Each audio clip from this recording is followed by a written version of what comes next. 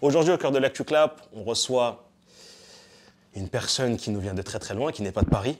Tu viens de Reims, si je C'est ne me ça, trompe pas. exactement, ouais. On reçoit un réalisateur qui est venu nous parler de son film, Paradoxe. Si tu décides d'essayer de la sauver, tu sais ce que ça impliquera. Qu'est-ce que ça impliquera?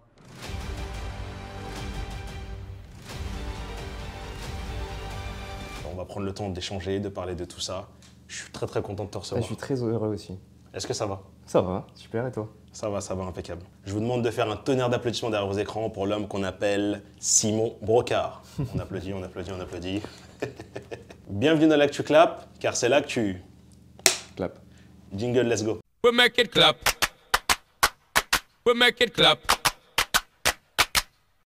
Bah écoute, Simon, je suis très très content de te recevoir. Comme j'ai eu l'opportunité, et j'en suis même très fier d'avoir eu cette opportunité-là, de voir ton film, un long métrage. J'ai trouvé ça, comme je te l'ai dit juste avant, très très ambitieux de ta part, parce que pour moi, excusez-moi du terme, mais il faut avoir les cojones de faire un long métrage avec les moyens, le budget que tu as eu et en fait toutes les circonstances qu'il y a eu. Alors le film il s'appelle Paradoxe. Paradoxe, c'est une science-fiction, thriller. C'est ça, ouais. Voilà, je vais te laisser, de toute façon, je ne vais pas trop spoiler, parler de ton film.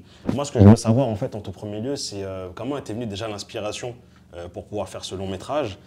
Pourquoi tu as choisi un thriller précisément? Est-ce que c'est lié à quelque chose de personnel? Ou parle-nous un peu justement de comment était venue cette création, cette créativité, pardon, pour écrire ce film. Déjà, au départ, j'avais été frappé par le paradoxe du grand-père. Le paradoxe du grand-père, c'est tout bonnement, tu remontes dans le temps, tu tues ton grand-père avant qu'il mette au monde ta mère. Comment tu as pu remonter le temps pour faire cet acte alors que initialement, du coup, tu n'as pas été conçu? Tu vois, c'est tout ce truc-là. Et je trouvais hyper pertinent de créer quelque chose autour de ça. Donc ensuite, j'ai sorti un premier moyen-métrage qui s'appelait Utopia en mars 2023 et j'avais déjà commencé à écrire une ébauche d'histoire d'une histoire comme ça, autour de ce thème-là. Et je voulais au départ aller dans la continuité d'un moyen-métrage, d'un thriller et je trouvais que je commençais à apprécier vraiment ce que je faisais, apprécier vraiment la manière dont je mettais les choses en place et l'ambiance que j'arrivais tout doucement à instaurer. Et du coup, je savais que je voulais rester dans ce thriller-là, mais je ne voulais pas rentrer dans quelque chose de trop porté sur la science-fiction. Je voulais sortir en fait de ce schéma de retour dans le temps, capsule. Et donc en fait, je voulais créer quelque chose de très réel. Je voulais créer quelque chose de très moderne. Et en fait, pendant l'écriture du film, il y a une phrase qui m'est revenue, qui vient d'Interstellar, où le personnage de Brandt dit il n'y a que l'amour qui transcende le temps et l'espace. Et je trouve déjà cette phrase incroyable et elle est hyper représentative du film d'Interstellar, mais elle est surtout hyper représentative, je trouve, de tout ce qui nous entoure. Et moi, je trouvais ça hyper pertinent. Alors après, pertinent ou pas, mais en tout cas, c'est ce que j'avais envie de montrer sur mon film, d'être dans quelque chose de très moderne et quelque chose qui est plus sur le côté sentimental plutôt que sur le côté expérimental de la machine, comme on a l'habitude de le voir dans les films de voyage dans le temps. Ça a été quoi les démarches pour justement lancer ce film? Parce que faire un long métrage, c'est pas quelque chose de simple, surtout avec les moyens que tu as eus. Ouais. Comment ça s'est passé justement, tout le parcours pour en arriver justement à ton film qui sort le 15 décembre? Alors le parcours, ça part en fait de la projection du coup de Utopia, mon premier moyen-métrage, à laquelle j'ai rencontré une personne qui m'a accompagné tout au long de ce film, qui s'appelle Nathalie Dame, qui est la présidente du service universitaire d'action culturelle de Reims, qui m'a en fait proposé de développer mon prochain film. Et donc de là, en fait, on s'est dit que ça pouvait être intéressant de développer une ébauche d'histoire de long métrage, et du coup de demander des fonds, parce qu'on savait que j'allais pas pouvoir le faire seul. Et ce qui est hyper intéressant, c'est que du coup, on a monté tout un dossier, c'est un vrai film, mais comme un film professionnel qu'on irait proposer à des productions. On a monté tout un dossier et on s'est tourné vers les actions culture de différents mouvements étudiants. Donc ça va être le Crous, ça va être la CEVEC, donc toutes les FSDIE de toutes les universités de France. Nous, c'était Reims, mais il y en a partout. Ça va être la région, ça va être la ville, et ça va être aussi certains partenariats privés. Et ce qui était hyper intéressant et ce qui était hyper formateur, c'est que derrière, tu avais plein de commissions où j'ai dû pitcher mon film devant 25 personnes. Et c'est hyper formateur parce que ça, c'est des passages qui sont obligatoires dans le monde du cinéma pour notamment les commissions d'aide au scénario, les commissions d'avance sur recette. Et du coup, je pense que ça me sera utile parce que c'était des passages qui étaient très stressants, mais qui du coup, comme je le dis, sont hyper formateurs. Donc ça est passé par plein d'étapes comme ça, jusqu'au moment où le projet a plu et qu'on a reçu les fonds. Tous les acteurs du film, ils viennent de Reims? Non, pas tous. Parce que j'ai pu voir que dans ton film, il y a Léon Nicolas, Manon Coutier, Antoine Gros. Comment il s'est fait le casting justement pour ce film? À la base, c'est un film, quand c'était du coup, comme je te l'ai dit, encore un moyen métrage, que j'avais fait pour Léo. D'accord. Le personnage que j'avais fait pour Léo. Parce qu'avant que ça prenne cette ampleur-là, que j'imaginais pas au départ, avant que je rencontre les bonnes personnes au bon moment, etc., pour avoir l'opportunité de le faire, c'était un projet comme ça qu'on avait vite fait penser, etc. Donc je ne me voyais pas prendre quelqu'un d'autre que Léo, étant donné que j'avais écrit le personnage pour Léo, Bien donc sûr. le personnage d'Alex. Ensuite, Manon s'est greffée au projet parce que je lui ai proposé que j'avais apprécié travailler avec elle sur Silotopia. Et ensuite, du coup, j'ai fait appel à des comédiens professionnels parce que je ne me voyais pas faire un long métrage sans personnes adultes, sans professionnels aguerris qui pouvaient nous apporter un professionnalisme dans le film, mais surtout apporter leur expérience, parce qu'on est jeunes et on le sait. Et donc voilà, j'ai des castings hors de Reims, c'est un petit peu compliqué, mais voilà, le numérique fait qu'aujourd'hui c'est super simple, tu postes ton annonce sur un forum comme cineas.org, il t'envoie une tape et tu fais tes castings comme ça. Et je trouve ça hyper simple, hyper pratique. Et puis derrière, on se rencontre et puis voilà.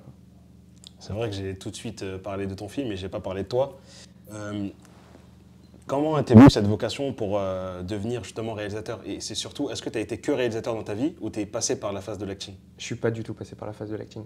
Enfin, je me filmais moi, mais j'ai jamais tourné pour quelqu'un.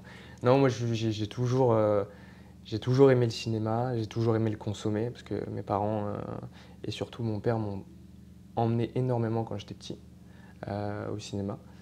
Et très vite, j'ai commencé à piquer le téléphone de mon père et à recréer mes films préférés. Donc j'ai refait Only God Forgives, j'ai refait Drive, j'ai refait 127 heures, j'ai refait Indiana Jones, j'ai refait James Bond, enfin une panoplie.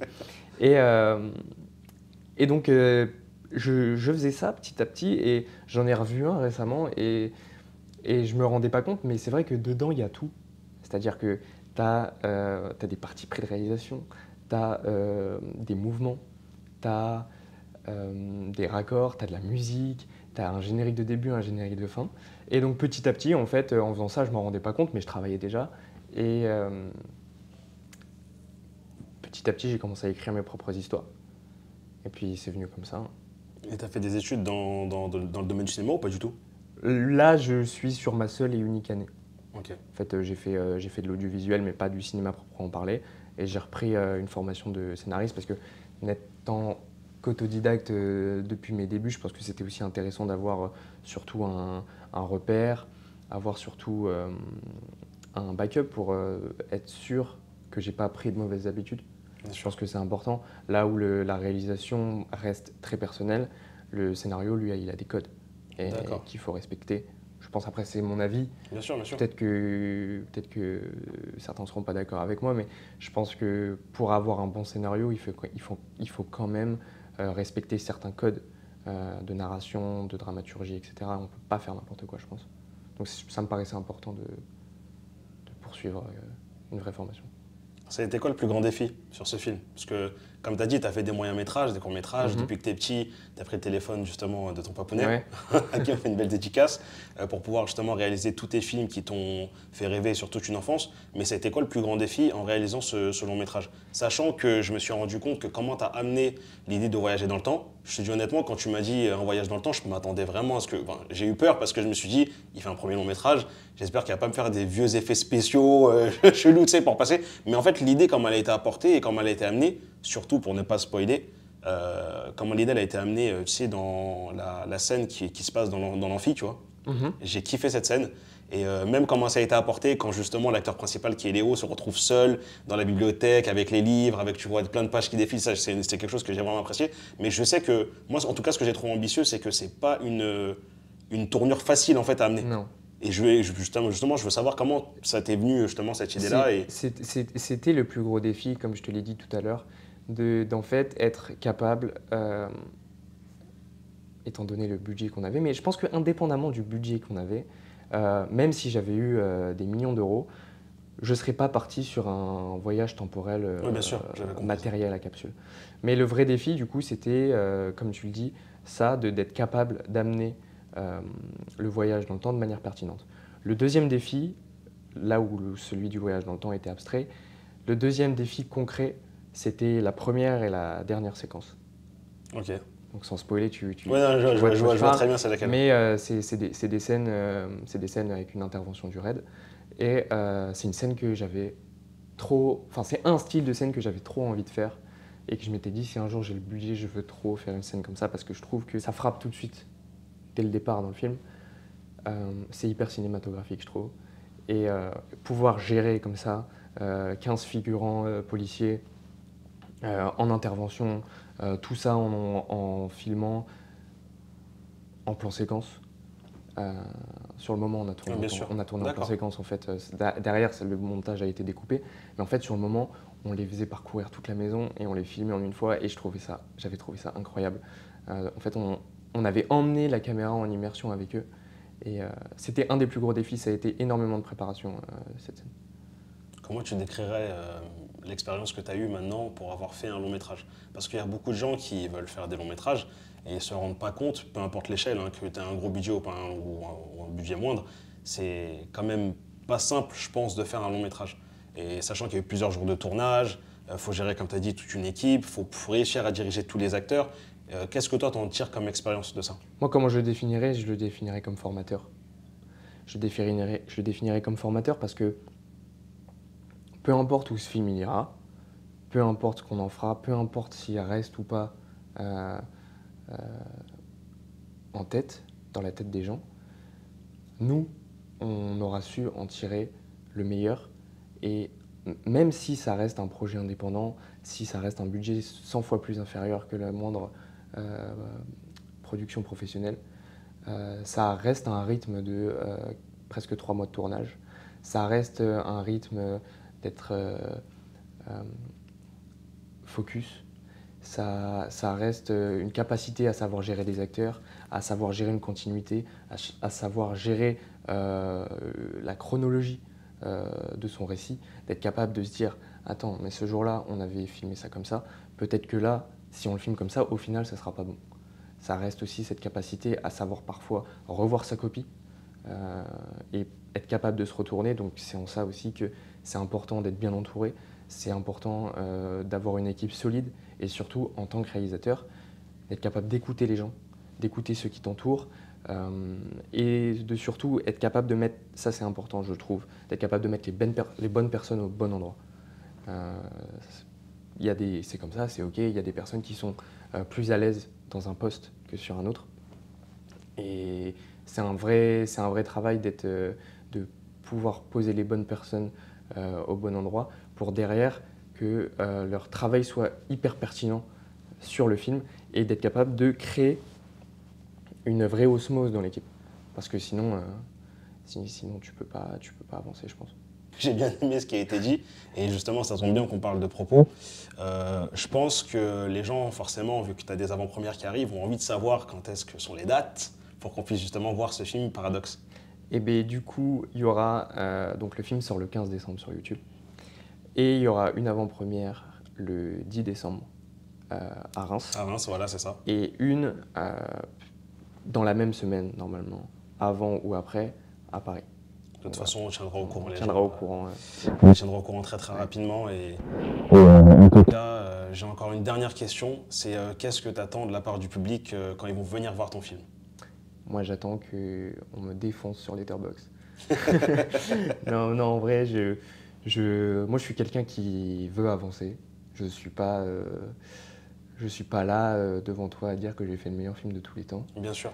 De toute façon, on en a parlé en off, donc t'inquiète pas. Moi, ce que je veux, c'est être capable d'avancer, être capable de recevoir les critiques. Alors, j'espère que le film plaira. Et j'espère que c'est déjà une bonne annonce de ce que je et ce qu'on est capable de faire sur un long métrage, sur presque 2 heures de film. Maintenant aussi, j'ai aussi envie de savoir ce qui ne va pas, que ce soit en termes de scénario, que ce soit en termes de réalisation, pour derrière pouvoir continuer, pouvoir m'améliorer et pouvoir grandir, surtout parce que c'est quand même un projet qui a maintenant, depuis le début de l'écriture, plus de 2 ans. Donc ça fait plus de 2 ans que je suis dessus. Donc j'ai envie de passer à autre chose, mais j'ai aussi envie de passer à autre chose de la bonne manière. Oui, bien sûr, de la bonne manière. Tu sais, en t'écoutant, je me rends compte que tu as quand même pris l'initiative de faire un long métrage, que tu n'avais pas toute une équipe technique, on va dire, comme des grosses productions, et souvent les personnes attendent vraiment des gros moyens pour faire un long métrage. Toi, tu as été, comme je t'ai dit, ambitieux, audacieux de le faire, tu vois, de le tenter. J'ai besoin de savoir déjà dans quel mindset tu t'es mis quand tu t'es dit je pars sur le long métrage alors que j'ai pas l'expérience d'un grand qui aurait attendu tant d'années pour faire un long métrage. Et surtout, qu'est-ce que tu dirais aux personnes peut-être qui se limitent? Parce que moi, dans ce que tu dis, je me rends compte que c'est possible en vrai de réaliser un long métrage.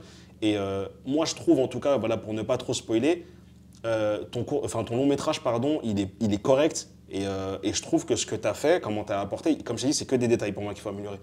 Si on t'accompagne, tu peux être pertinent. Et c'est vraiment juste des détails à améliorer pour moi, tu vois, à titre personnel. Mais qu'est-ce que tu dirais aux gens qui se limitent et qui peut-être attendent trop d'avoir la validation ou des productions, les grosses productions pour réaliser quelque chose? Moi, au départ, je ne me sentais pas légitime de le faire. Je me disais que j'avais pas assez d'expérience, je me disais que j'arriverais à rien à en faire. Même si j'arrivais à le faire, j'arriverais rien à en faire derrière. Mais j'ai un de mes profs qui avait lu mon scénario et qui m'avait dit si tu te sens prêt de le faire, alors fais-le. Si tu penses que tu peux le faire, si tu es sûr de toi, fais-le. Et je pense qu'en fait, il n'y a pas de fatalité. Maintenant, personne ne peut le savoir à la place de celui qui porte le projet, il faut être sûr de son coup, il faut être sûr que ton projet est prêt, ton projet a assez de maturité pour le mettre en place, pour le filmer, du coup. Maintenant, je pense qu'il faut quand même avoir un minimum d'expérience, même si moi, j'en avais pas beaucoup. Il faut avoir fait des courts-métrages avant, bien sûr. Mais je pense que c'est pas parce que vous avez fait 2 courts-métrages que si vous avez l'opportunité de faire un long, vous pouvez pas le faire. Non. Si vous avez envie de le faire, faites-le. C'est tout. On aura l'occasion de voir justement le film Paradoxe qui sera disponible le 15 décembre sur YouTube. Une grande dédicace à toute l'équipe qui a participé à ce film parce que j'ai pu le voir en avant-première et j'ai tellement de choses à dire, mais je pense que je prendrai peut-être la parole au moment des avant-premières. On pourra faire de retour. Mais en tout cas, je tiens à féliciter toute l'équipe. Je te félicite toi par rapport à cette initiative. Et comme je t'ai dit encore une fois de plus, j'ai respecté la démarche de comment tu es venu vers moi. J'ai senti une détermination dans ton regard quand on s'est vu. Même l'heure à laquelle tu m'as envoyé le message, je te dis je t'en fais tout pour le tout. C'est quelque chose qui m'a vraiment touché et c'est important pour moi de le dire face caméra. Parce que voilà, le but de l'Actu Club, c'est vraiment de mettre en avant bien sûr les personnes qui sont déjà en place pour inspirer ceux qui arrivent. Mais c'est aussi de mettre en avant les gens qui ont cette détermination et cette dalle pour justement qui croient en leurs rêves et qui veulent réaliser des grandes choses. Et moi, comme j'ai dit, c'est les personnes que je mets en avant, c'est pas des personnes qui visent juste en fait un pays ou je sais pas quoi, c'est des gens qui visent l'international, qui visent l'espace, une créativité qui déborde. Et on sait très bien que pour certains, en tout cas moi je dis à titre personnel, toutes les personnes qui sont passées sur l'Actu Club, c'est des personnes en qui j'ai confiance. Et même au-delà de ça, c'est des gens, si on leur donne vraiment les moyens, le budget, qui sont accompagnés, je suis quasi sûr, maintenant coupé, qu'ils peuvent réaliser de très très très grandes choses. Encore une fois de plus, on sait qu'on n'a pas de moyens, on ne peut pas tout faire, mais toutes les personnes qui passent sur l'Actu Club, soyez en tout cas sûrs que je suis très très fier de ce que vous faites et moi je croirai toujours en vous, même si toute la planète se retourne contre vous. Voilà. C'est beau. c'est Et beau. c'est important de le dire, tu vois, pour moi c'est important. Et je tiens aussi à vous remercier par rapport à tout ce que vous avez fait pour m'avoir justement aidé à grandir. On continue de grandir, on est ensemble. Et je vous dis à très très vite. En tout cas, toutes les personnes qui sont abonnées, continuez à suivre la page. On va toujours essayer de vous amener des personnes avec de la créativité, des personnes ambitieuses, des personnes inspirantes. Parce que pour moi, il n'y a pas besoin forcément d'avoir énormément d'expérience pour inspirer. Et on se dit à très très vite. Et comme si tu as un petit mot à dire à la fin, pour toi, je sais pas. Eh bien, rendez-vous le 15 décembre. C'est là qu'il faut regarder. Rendez-vous le 15 décembre et puis continuez à suivre ActuClap. Ciao ciao la famille, on se dit à très vite.